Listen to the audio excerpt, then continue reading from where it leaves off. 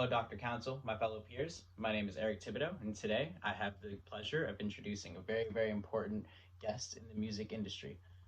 How many of you today sitting here have suffered from depression, anxiety, or some form of related mental illness? Okay.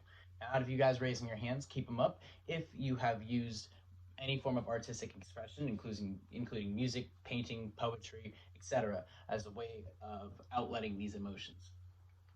Cool. So, our guest here today is another man who has suffered from these things and used music as a way to not only express how he felt, but reach out and connect with generations across the years. And before I tell you who we're talking about today, let me give you a little bit of backstory.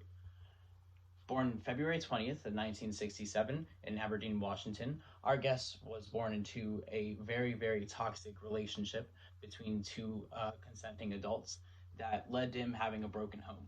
After an early divorce when he was around 6 or 7 years old, he ended up having to move around between his two parents' houses, his grandparents, his aunts, uncles, friends' couches, and even on very many occasions becoming homeless and sleeping under a bridge.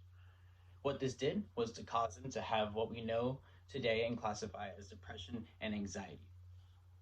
Now, in 1988, the band Nirvana released their first single, Love Buzz, and a year later, they released their first album, Bleach.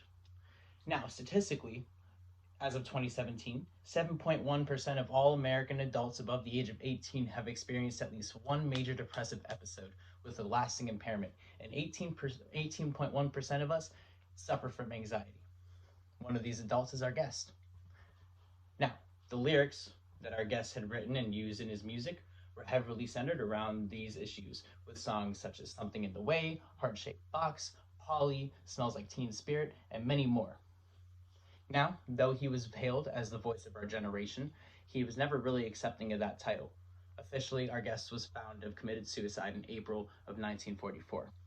Though he did not invent the genre of grunge, the way he would put together chord progressions, write lyrics, and vocal melodies have left an astounding, lasting influence on the modern day music world, influencing artists such as Kid Cudi, Lil Peep, X, etc. Now, though he's no longer with us, we all feel his lasting reach, and I would like to introduce you guys today to our main guest, Kurt Cobain.